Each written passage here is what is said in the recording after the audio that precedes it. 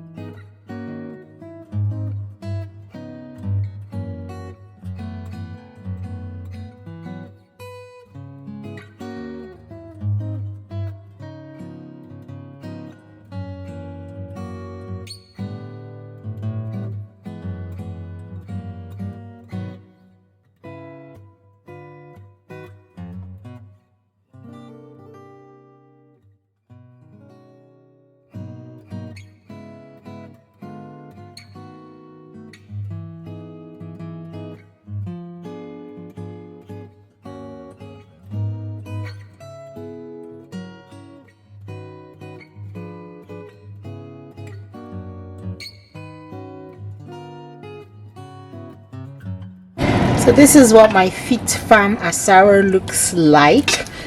This is gonna feed me 5 times, and each portion is about 325 calories. I used some oriental yam, which is the Chinese yam. That's this orange one, and I used sweet potatoes, not our Nigerian sweet potatoes, but the sweet potatoes we have here. So like, this is such a savory dish. It's like one of my comfort meals. So yeah. The reason why I don't like cooking rice in my instant pot, which can cook jollof rice, is because I can't do that all washing, making sure it's perfectly separated. Because if you know me, I don't like sticky rice, like which is why I wash it like 10-15 times, then soak it in hot water till it's like almost done. And this is what really helps me get like really good jollof rice, because then the steam doesn't have to cook it for too long. So I don't know what an alternative to foil paper can be, because I know a lot of people saying like you shouldn't cook with foil. Foil is only used for cold stuff that once heat is introduced, it actually drops metal in your food. So I don't know what a good alternative would be. Growing up, we used to use plastic, and that's not good. We don't want plastic in our bodies.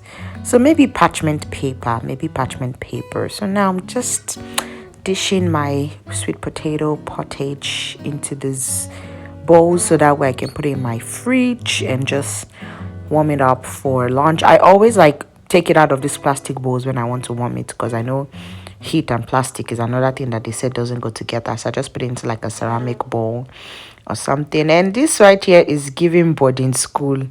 Is giving mother of 4 children that she's dishing their food for school. This is so funny, but yeah. Do you guys meal prep? I know some people don't like to eat food that is more than 1 or 2 days old, but if you meal prep, it saves time, and you will eat food that is 4 day old and you will still enjoy it. But I believe in meal prep so much. I think it saves my time. It makes me less stressed.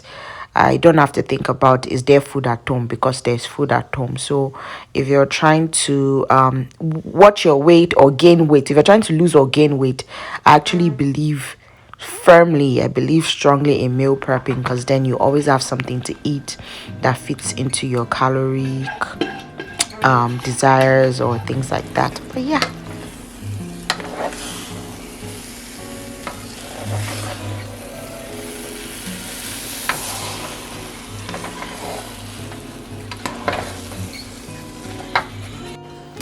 Okay, so let's make some overnight oats together. I really like to use bananas.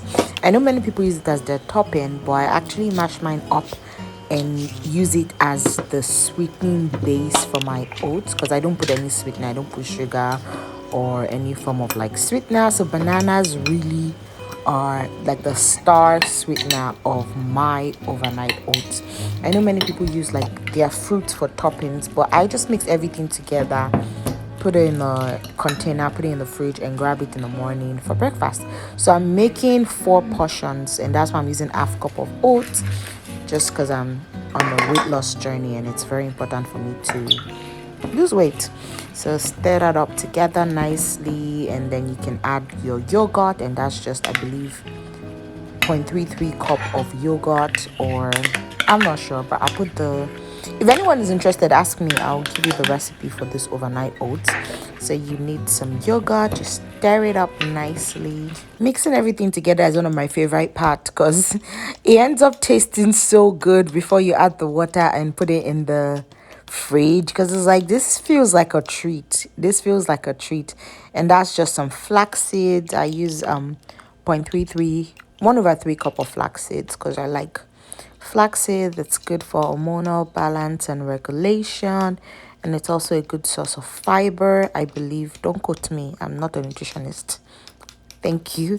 But yeah, this already starts to taste so good. Like sometimes I don't even want to add water because of how good it tastes. But then again, we're making overnight oats and not a cake or something. So I just added a tiny bit of vanilla essence, and I'm just adding my cup of blueberries. Normally I do 2 cups of blueberries, but today I just did 1 cup of blueberry and just stir that up together nicely. Look at how gorgeous it looks. So this is what I'm gonna eat for breakfast this week. This makes 4 portions. If I wanted pushed, I could have made 5, but then I would be hungry, so there's no need for that. So when everything is stirred up together, I add a cup of water because you want that oat to and the flaxseed to also get some liquid into it, because then again, you're not eating dry oat. You want the liquid to go into it, and so that way it expands and it also softens. And that's just my blueberry being a blueberry. So just mash it up together and you go ahead and scoop it into your container. I often use a mason jar, and you can just eat it in the morning cold, or you can heat it up in the microwave. However you like, it works really. It's a winner.